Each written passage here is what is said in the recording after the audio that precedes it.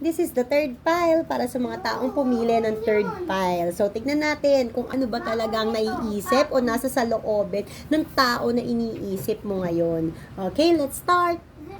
Okay, para sa pumili ng pile number 3. Okay, ang sinasabi dito ng cards, kung ano man daw yung inyong mga pagtatalo, arguments, or conflicts between the two of you, hindi pagkakaintindihan sa inyo ng person nyo, ay patapos na ito.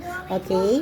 Then, sinasabi din dito na your person has finally committed. Kumbaga, nakapili na siya sa dami ng options na inihain sa kanya.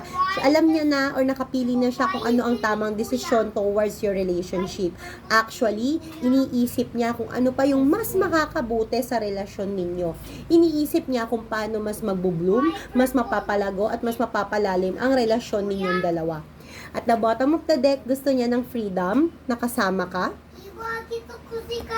Natatakot siya sa rejections. Wow, ang daming takot sa rejections.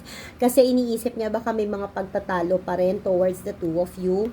May mga pinaplano pero hindi niya maituloy-tuloy.